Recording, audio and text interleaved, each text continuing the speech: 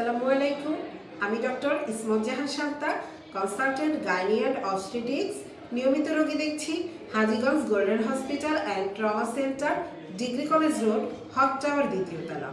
আজকে আমরা কথা বলবো একটি সময় উপযোগী বিষয় নিয়ে। এখন শীতকাল, আমাদের বেশিরভাগ গর্ভবতী মায়েরাই আমাদের কাছে আসছেন কিছু সাধারণ সমস্যা, যেমন সর্দি, কাশি, গলা ব্যথা বা জ্বর, এই ধরনের সমস্যাগুলো নিয়ে। আজকে আমরা কথা বলবো এই সমস্যাগুলো থেকে কিভাবে মায়েরা বাঁচতে পারেন, বা এই সমস্যাগুলো কেন হচ্ছে বা হলে তিনি কি করবেন, এই বিষয়গুলো নিয়ে। প্রথমেই আসি, এই যে ঠান্ডা, কাশি, জ্বর বা গলা ব্যথা কেন একজন গর্ভবতী মাকে আক্রান্ত করছে। প্রথমত, একজন মা যখন তার প্রেগনেন্সি জার্নিটা শুরু করছেন, তার শরীরে কিছু হরমোনাল চেঞ্জ হচ্ছে।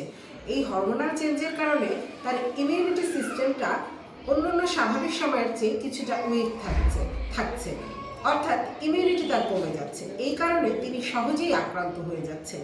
এছাড়া সিজনাল চেঞ্জের কারণে হতে পারে কিছু ভাইরাল ইনফেকশন, যেমন ফ্লু ভাইরাল ইনফেকশনের কারণে, রেসপিরেটরি ট্র্যাক্টে ইনফেকশনের কারণে হতে পারে।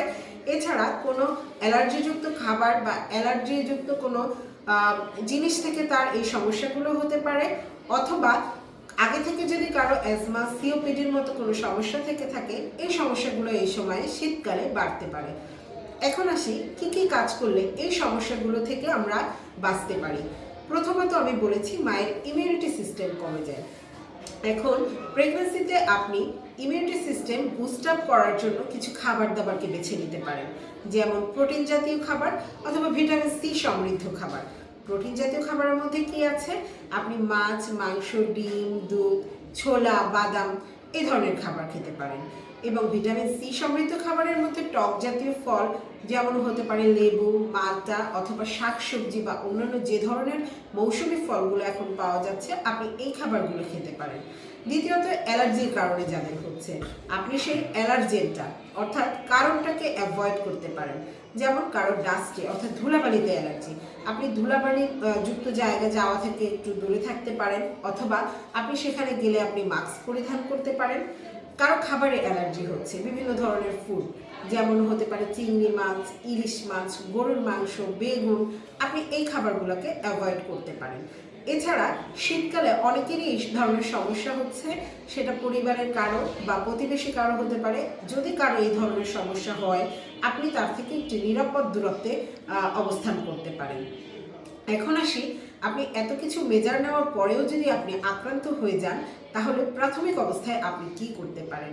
প্রথমত, কারো যদি গলা ব্যথা বা জ্বর বা সর্দি কাশি হয়ে থাকে, সর্দি কাশির জন্য আপনি ভাপ নিতে পারেন, গরম পানির ভাপ, যেটা আমরা একটি বোল বা একটি বালতিতে গরম পানি রেখে ওই ভাপটি আপনি নাক মুখ দিয়ে নিতে পারেন।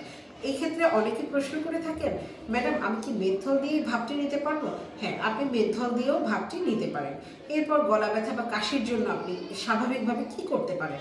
আপনি একটু গরম পানি খেতে পারেন, গরম পানি লবণ দিয়ে গার্গেলিং অর্থাৎ যেটাকে আমরা বলি গড়গড়া করা, এটি করতে পারেন। এছাড়া আপনি চা খেতে পারেন।